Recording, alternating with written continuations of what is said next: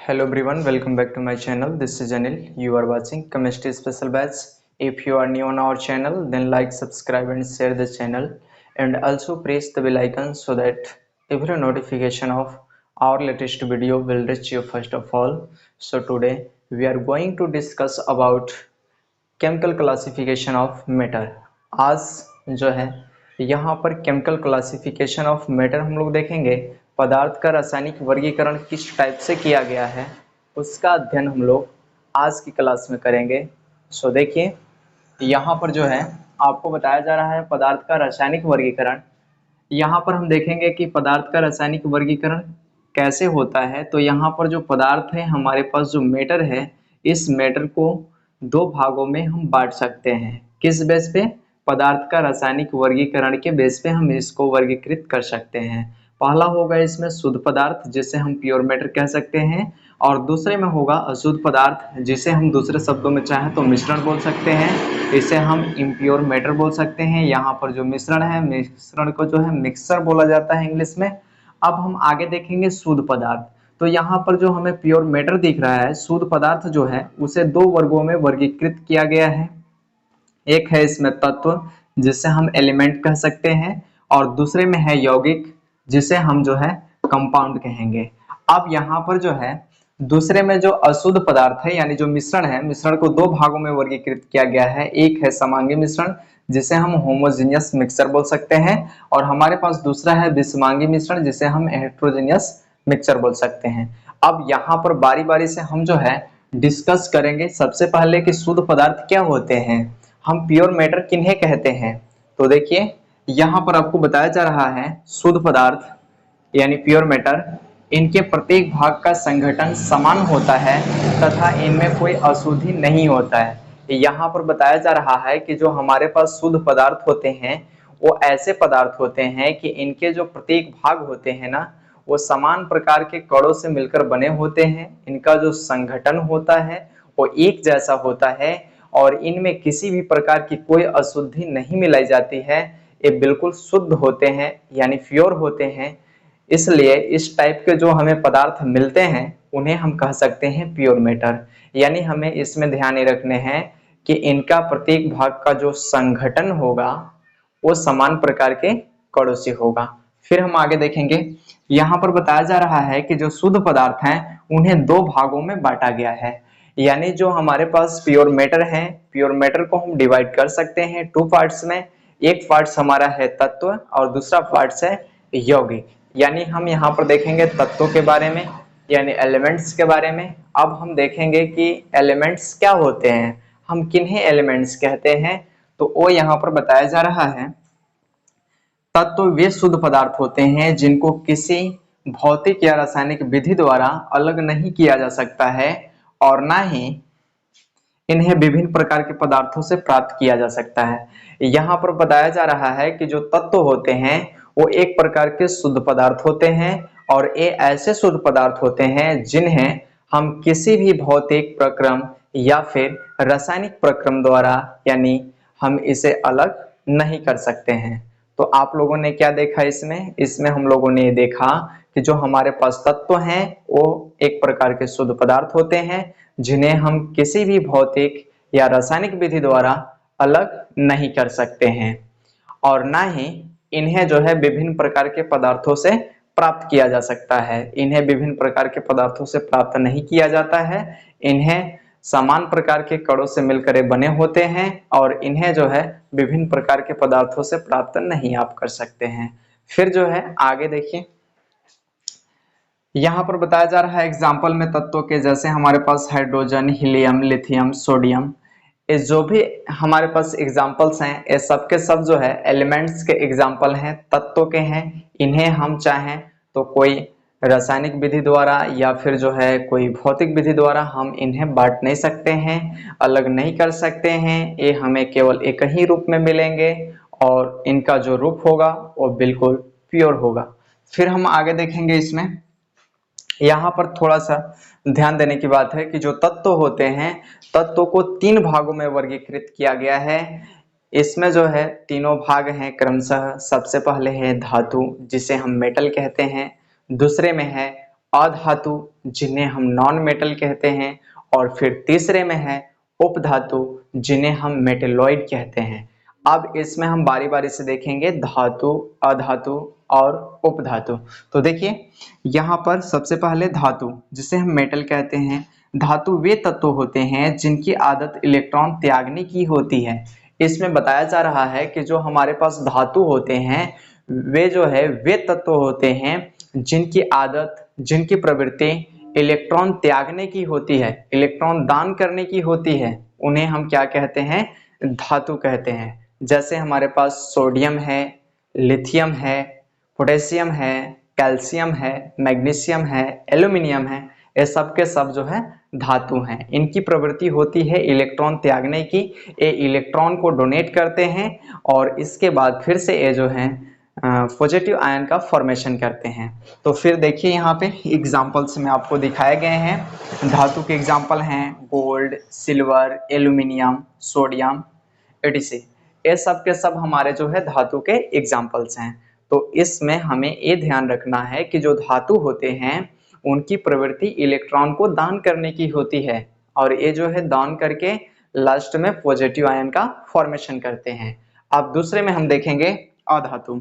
यहाँ पर देखिए अधातु नॉन मेटल। अधातु वे तत्व होते हैं जिनकी आदत इलेक्ट्रॉन ग्रहण करने की होती है। इसमें बताया जा रहा है कि जो हमारे पास अधातु होते हैं उनकी प्रवृत्ति, उनकी आदत होती है कि वो इलेक्ट्रॉन को ग्रहण करते हैं, इलेक्ट्रॉन को किसी से वो लेते हैं और ले करके यहाँ पर ऋण आयन का फॉर्मेशन करते हैं। तो फिर इसके एग्जाम्पल देखिए, इनके एग्जाम्पल हैं नाइट्रोजन, ऑक्सीजन, क्लोरीन। ये सब के सब जो है अधातु हैं। यानी हमें जितनी भी गैसेस मिलती हैं, जैसे हो गए यहाँ पे क्लोरीन, नाइट्रोजन, ऑक्सीजन, फ्लोरीन, ये सब के सब हमारे नॉन मेटल होते हैं। नॉन मेटल की जो प्रवृत्ति है वो इलेक्ट्रॉन को किसी से ग्रहण करने की होती है, और ग्रहण करके ये ऋण आयन का फॉर्मेशन करते हैं, यानी नेगेटिव आयन को बनाते हैं। अब हम फिर देखेंगे नेक्स्ट, यहाँ पर बताया जा रहा है अगला में उपधातु जिसे हम कह सकते हैं मेटेलॉइड। इसमें बताया जा रहा है कि इनमें धातु एवं अधातु दोनों के गुण मिलते हैं। यहाँ पर आपको बताया जा रहा है कि जो हमारे पास उपधातु होते हैं, उपधातु के अंतर्गत दो प्रॉपर्टी होता है। एक धातु का भी प्रॉपर्टी होता है, दूसरे में अधातु का भी प्रॉपर्टी होता है। तो यहाँ पर जो है हम लोगों ने धातु में देखा था कि धातु की जो प्रवृत्ति होती है वो इलेक्ट्रॉन को दान करने की होती है, त्यागने की होती है, और अधातु में देखा था इलेक्ट्रॉन को ग्रहण करने की होती है, किसी से इलेक्ट्रॉन को लेते हैं। तो यहाँ पर उपधातु में क्या होगा कि वो जो है इलेक्ट्रॉन को दान भी कर सकते हैं और इलेक्ट्रॉन को ग्रहण भी कर सकते हैं। इट मीन्स हम कह सकते हैं कि धातु और अधातु दोनों के गुण को ये दर्शाते हैं। फिर जो है हम लोग नेक्स्ट देखेंगे, और यहाँ तक आप जो है जल्दी से स्क्रीनशॉट ले लीजिए। अब हम लोग आगे देखेंगे यौगिक कंपाउंड के बारे में। यौगिक क्या होते हैं, यानी शुद्ध पदार्थ का जो दूसरा टाइप है यौगिक कंपाउंड, उसके बारे में अब हम लोग जानेंगे। तो देखिए यौगिक क्या होते हैं। यौगिक में बताया जा रहा है कि जब दो या दो से अधिक तत्वों को एक निश्चित अनुपात में रासायनिक संयोग कराते हैं तो ऐसे में जो नया पदार्थ बनता है उसे यौगिक कहते हैं। जैसे एग्जांपल में है यहाँ पर H2O, HCl, Na2SO4, etc। यहाँ पर बताया जा रहा है कि जब हम जो है दो अथवा दो से अधिक पदार्थों को आपस में रासायनिक संयोग कराते हैं, और जो आपस में रासायनिक संयोग होता है वो एक निश्चित अनुपात में होता है, तब हम उसे यौगिक कहते हैं। उसका एग्जाम्पल हमें दिखाया जा रहा है, यहाँ पे है H2O, HCl, Na2SO4। तो यहाँ पर जो H2O है, H2O में हमें जो है दो एलिमेंट्स देखने को मिल रहे हैं। एक है हमारे पास हाइड्रोजन और दूसरा है ऑक्सीजन। तो H2O में जो हमारे पास H की जो मात्रा है वो 2 है, और जो ऑक्सीजन है यानी O है उसकी मात्रा 1 है। यानी कहने का मतलब यहाँ पर है कि हाइड्रोजन और ऑक्सीजन यहाँ पर जो है 2 संबंधी 1 के अनुपात में मिले हुए हैं। यानी कहने का मतलब ये है कि इन्हें जो है एक निश्चित अनुपात में मिलाया जा रहा है, तो इन्हें हम क्या कहेंगे, यौगिक कहेंगे। फिर देखिए नेक्स्ट, यहाँ पर नोट में हमें बताया जा रहा है कि यौगिकों को रासायनिक विधियों द्वारा उसके अवयवों में तोड़ा जा सकता है। यहाँ पर अगर हम कोई रासायनिक विधि अप्लाई करते हैं तो अप्लाई करके यौगिक को जो है उसके कंस्टिट्यूएंट्स पार्टिकल के रूप में हम तोड़ सकते हैं।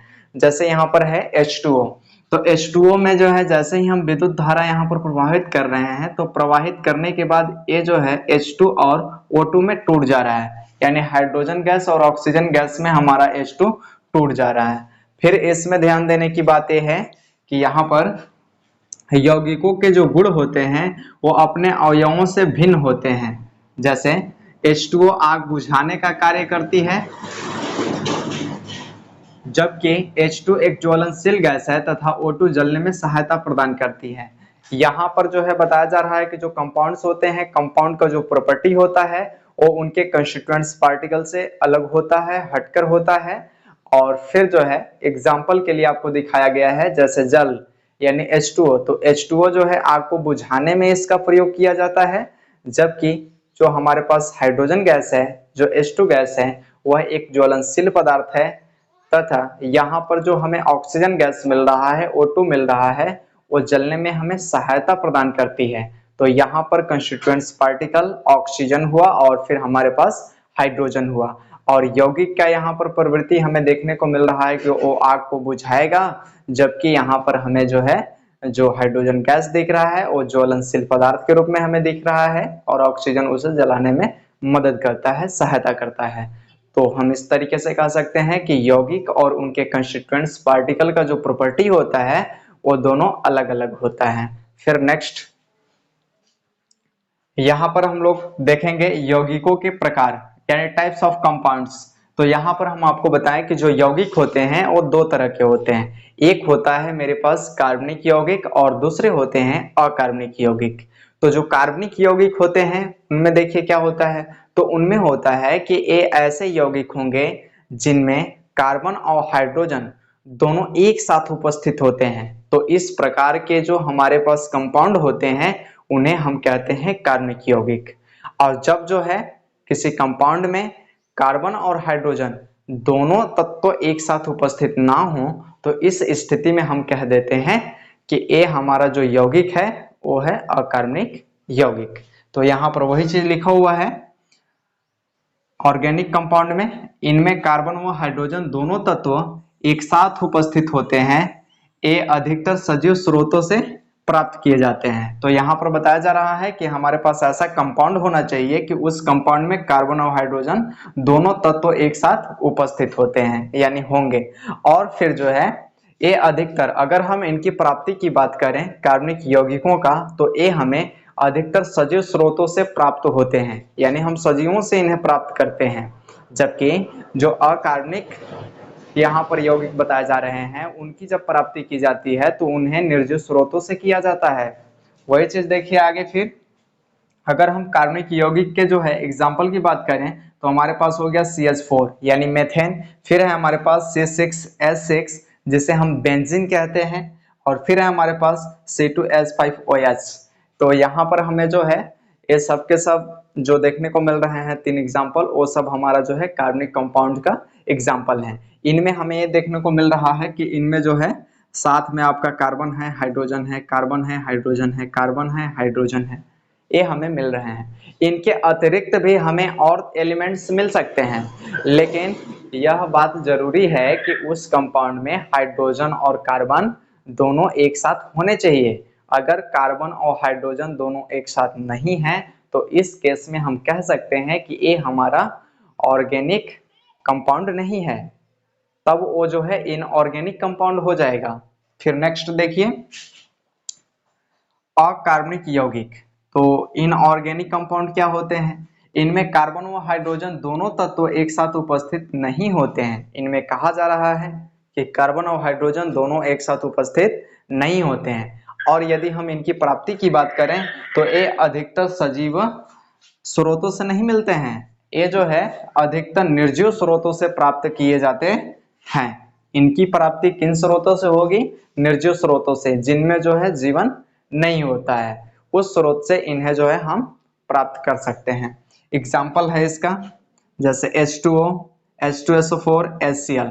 अब यहाँ पर देखिए H2O में H है लेकिन कार्बन नहीं है, इसमें भी H है पर C नहीं है, कार्बन नहीं है।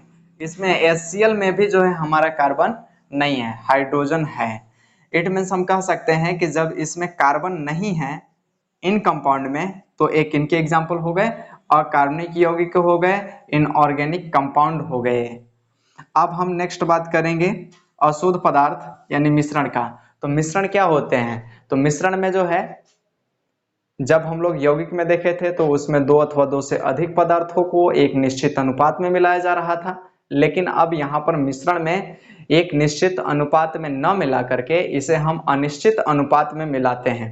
इनकी अनुपात निश्चित नहीं होती है कि हम जो है किन्हीं भी पदार्थ को कितनी मात्रा में हम मिला रहे हैं। यानी कहने का मतलब इसमें ये है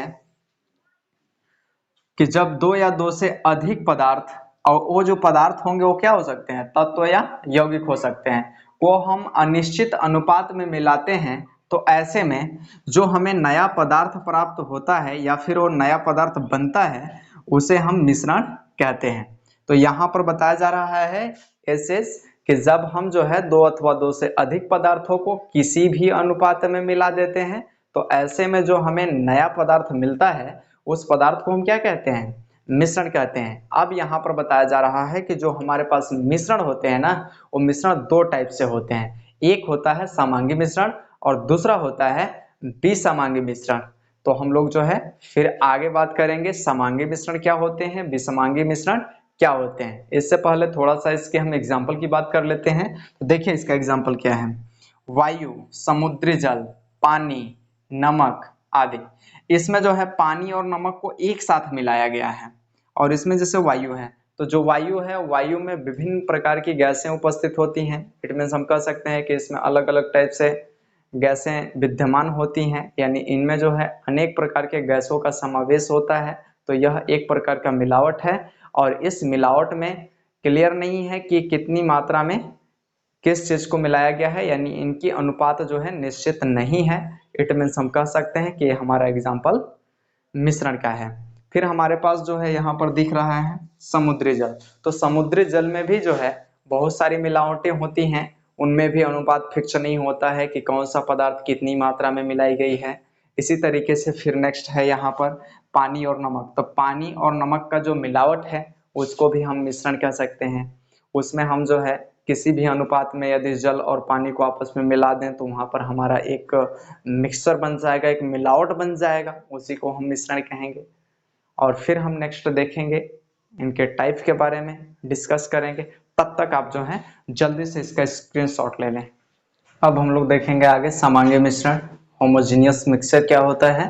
तो इसमें आपको बताया जा रहा है समांगी मिश्रण यानी होमोजेनियस मिक्सचर में इनमें सभी अवयव समान रूप से वितरित होते हैं तथा सभी के कणों का आकार लगभग समान होता है। इसमें बताया जा रहा है कि जो हमारे पास समांगी मिश्रण होते हैं इनमें जो भी अवयव होते हैं वो समान रूप से वितरित होते हैं, और इनमें जो इनका आकार होता है सभी अवयवों के वो लगभग समान होता है। और फिर आगे बताया जा रहा है कि इनके सभी घटकों को नग्न आंखों से नहीं देखा जा सकता है। जो इनके घटक होते हैं उन घटकों को हम अपने नग्न आंखों से यानी खुले आंखों से नहीं देख सकते हैं। और फिर देखिए इसका एग्जाम्पल क्या है। एग्जाम्पल है वायु। जैसे हमारे पास वायु है यानी हवा, तो हवा को हम जो है देख नहीं सकते हैं, हम सिर्फ और सिर्फ हवा के बारे में महसूस कर सकते हैं, अनुभव कर सकते हैं। हवा को देखा नहीं जा सकता है। फिर नेक्स्ट है हमारे पास यहाँ पर H2O में हम NaCl मिला रहे हैं, यानी जल में जब हम नमक को मिला देते हैं तो जल में नमक मिलाने के बाद उसका प्रत्येक भाग समान रूप से प्रतीत होने लगता है। हम कहीं से भी देखकर नहीं बता सकते हैं कि इसका जो है यहाँ का जो भाग है वो इस टाइप से है और फिर दूसरा भाग दूसरे टाइप से है।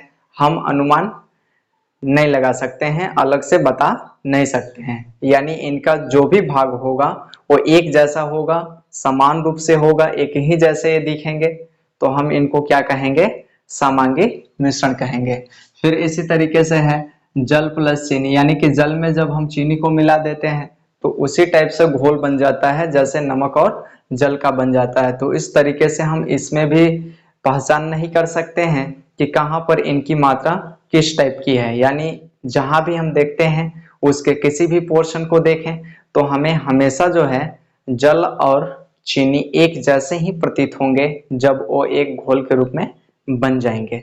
फिर नेक्स्ट है हमारे पास नोट, दो या दो से अधिक पदार्थों के समांगी मिश्रण को विलयन कहते हैं। यहाँ पर एक नया चीज ये है कि जब हम जो है दो अथवा दो से अधिक पदार्थों के समांगी मिश्रण तैयार करते हैं तो उसी समांगी मिश्रण को हम क्या कह देते हैं, विलयन कहते हैं, सॉल्यूशन कहते हैं।